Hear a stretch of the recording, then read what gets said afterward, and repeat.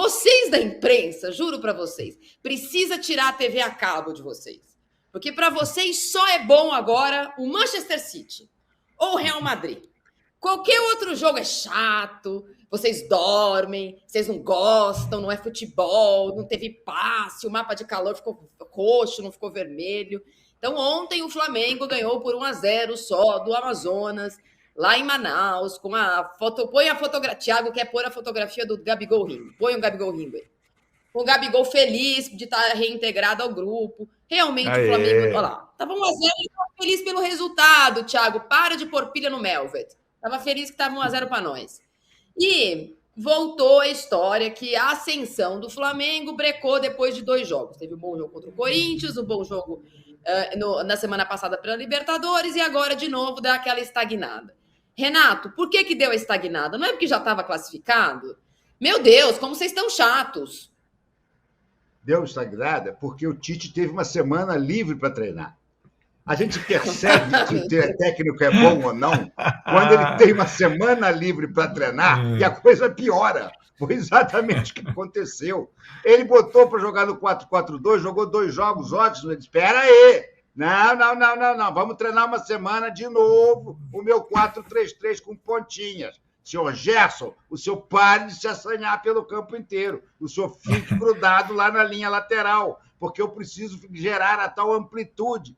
Gente, ridículo, né, cara? Ridículo, sob todos os pontos de vista. O Flamengo já tinha jogado com o Amazonas, o Flamengo já sabia como é que o Amazonas ia jogar e voltou novamente com 4-3-3, com os caras abertos pelas pontas. Aí é desanimador.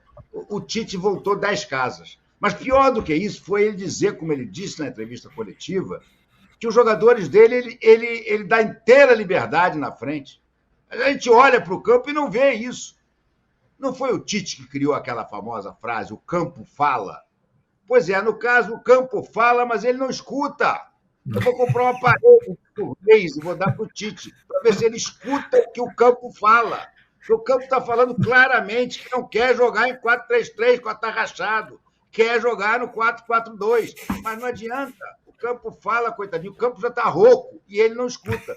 Ele tem uma semana de treino, em vez de ele usar essa semana de treino para aperfeiçoar o 4-4-2, o que é que ele faz? Ele treina o 4-3-3. Aí, como dizia o nosso querido, já saudoso Washington Rodrigues, é pior do que cuspir marimbondo africano, né? Porque eu vou te contar, é demais. E depois ainda teve, acho que querendo copiar o Guardiola, o Tite copia tudo do Guardiola, tudo. Só que ele é a cópia bizarra do Guardiola.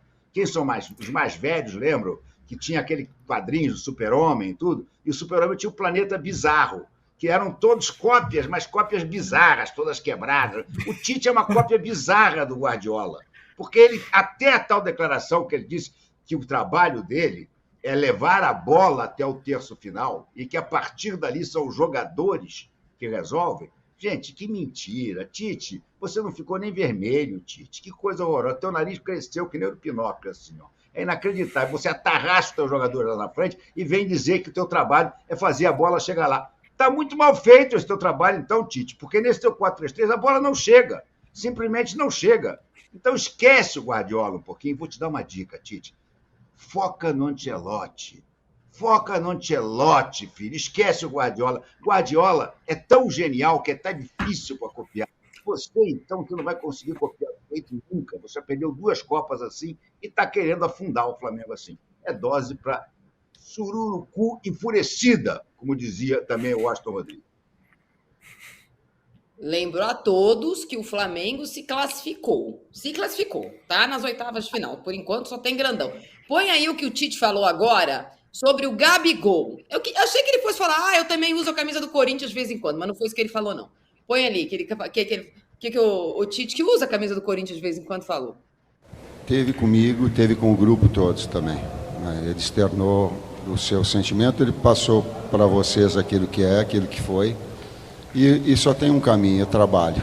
A recuperação é através do trabalho. É no dia a dia, é na aplicação, é na sequência do trabalho, é das oportunidades que surgem.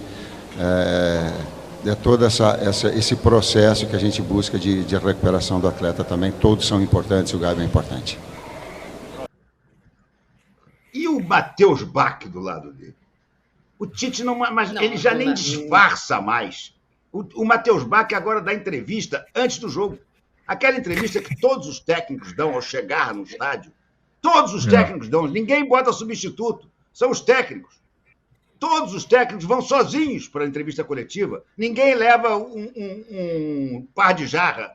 O Tite não somente leva, como na maioria das vezes, leva o filho, que ele quer empurrar pela goela da gente, que é alguma coisa importante no futebol. É só filho, Tite. É só filho. Deixa ele levar a garrafa de Gatorade, deixa ele levar o saco de gelo, e você está pertinho dele. Mas não bota ele para explicar para o jogador o que tem que fazer na hora que vai entrar, e muito menos levar ele para a entrevista coletiva, que é constrangedor. O Mili, ele disse na coletiva do lado do filho importante que o Gabi é importante, é? Não, do jeito que ele falou, parece que ele está falando assim, todo mundo é importante, o Gabi é uma pessoa, o Gabi é importante. É uma lógica de ele é importante como ser humano. E assim que eu entendi, tá? Acho que ele tentou sair da pergunta, me parece que a situação é constrangedora por uma série de motivos. Aquele sorriso que a gente viu ali no banco é um mecanismo de defesa, é uma ferramenta de defesa. Ele chegou, foi para o braço da galera, mas eram 100 pessoas. No estádio já houve protestos, né? E protestos, alguns deles pesados. Então, assim, eu não vejo como o Gabigol vai continuar no Flamengo. Não vejo. Mas, assim, em matéria de episódios constrangedores, sim, eu acho que o Tite, com esse filho do lado, que faz assim, né, com a cabeça, é isso a função dele. É igual o Gabigol. O Gabigol faz assim, e o filho do Tite faz assim. Exatamente.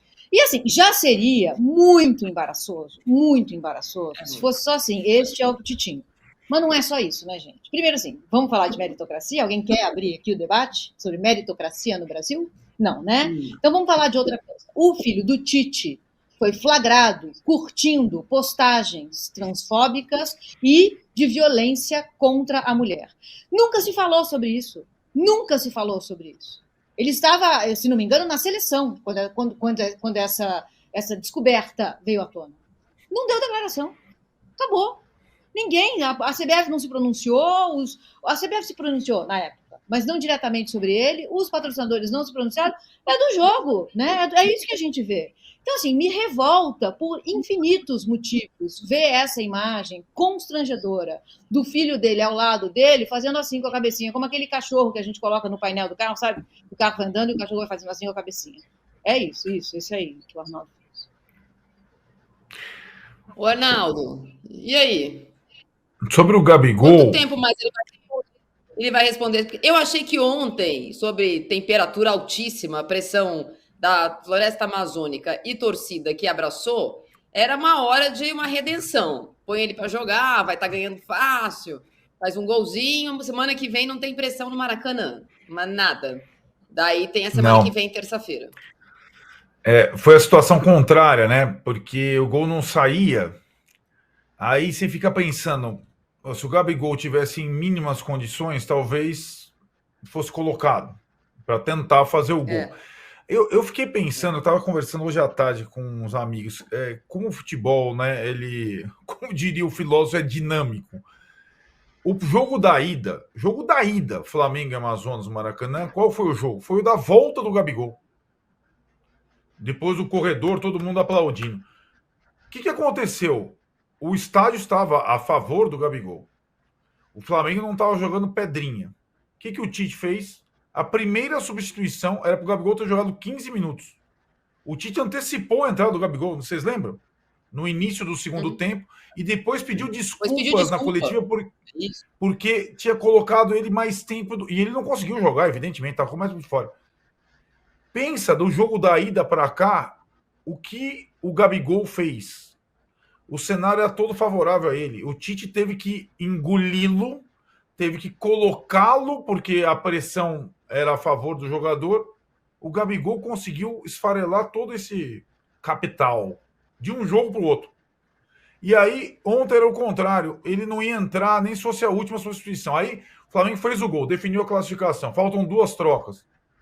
Vai colocar ele para o torcedor de Manaus? Não. Vou colocar os meninos. Ele não vai entrar. Então o Gabigol perdeu tudo.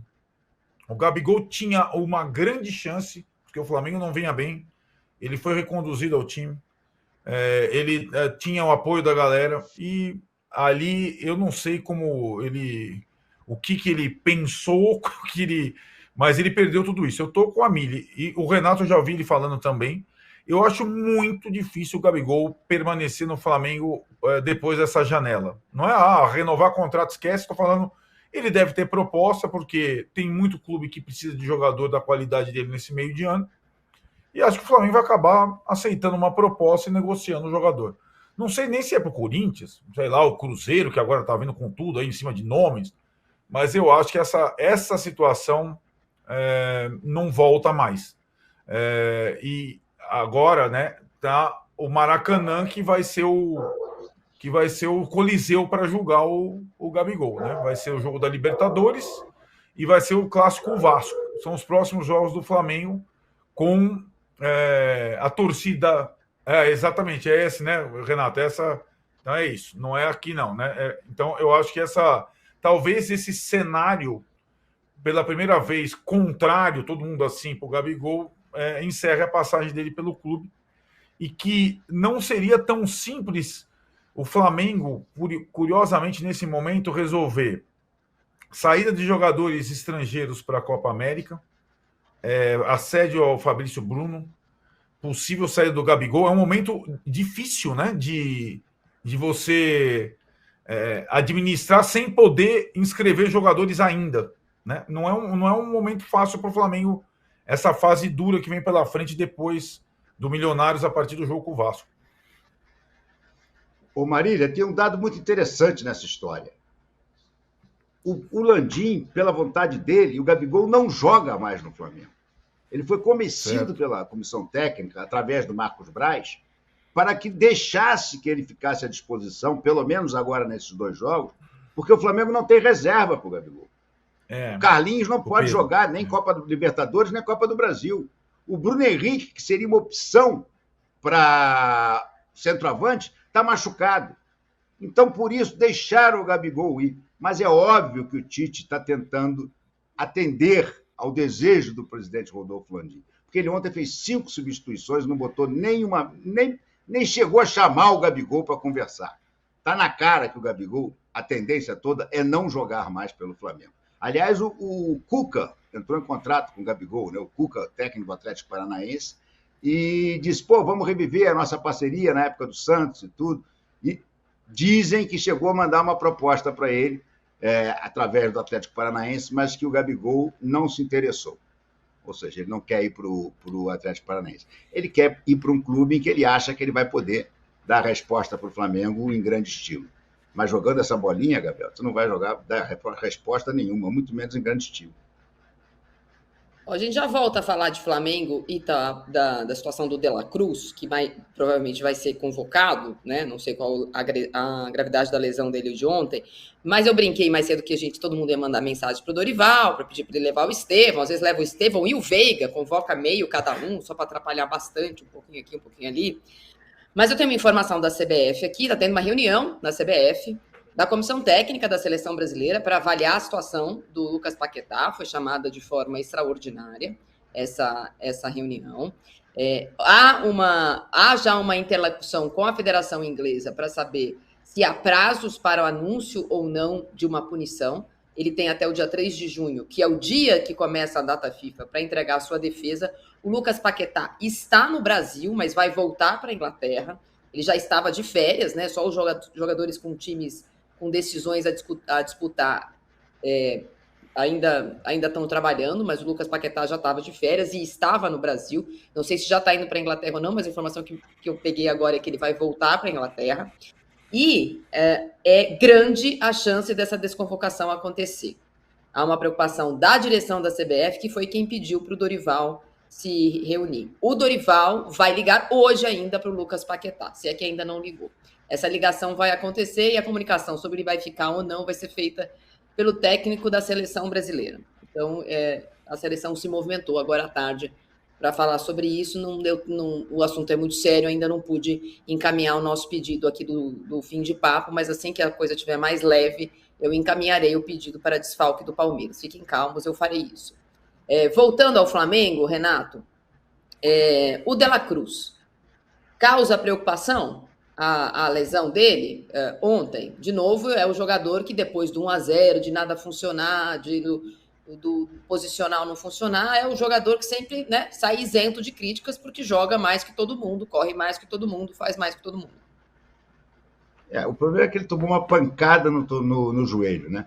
Pancada, a gente sabe que às vezes pode ser só um pequeno período para desinchar, né? O edema se desfazer, mas pancada no joelho sempre deixa todo mundo com o cabelo em pé, imaginando se não afetou um ligamento. O Flamengo não se pronunciou hoje sobre o De La Cruz. Não deve estar considerando muito grave, porque se estivesse considerando muito grave, o normal é que hoje o De La Cruz já estivesse sendo mandado para fazer radiografia, para fazer exame de imagem. Mas como o Flamengo voltou de Manaus hoje, né, uma viagem longa, pode ser que amanhã que ele vá fazer esse exame. É uma situação dramática para o Flamengo. A perda do De La Cruz a essa altura é realmente dramática. Porque, como você falou, ele é o único que joga bem em todos os jogos. Ele é o motorzinho do Flamengo. Ele já está até demonstrando, em alguns momentos, uma certa irritação. Porque ele pega a bola, olha e está todo mundo parado lá na frente, nos seus quadrados, como adora o Tite, e os caras todos marcados. E ele não tem para quem enfiar a bola. Então, seria dramático para o Flamengo. Dramático. Só não seria tão dramático se ele tivesse uma contusãozinha que pudesse fazer a seleção uruguaia desconvocá-lo. E durante a Copa América ele se recuperava. Aí seria excelente, né? Mas acho que não vai ser esse caso, não, até porque, com razão, ele tem muita vontade de disputar essa Copa América.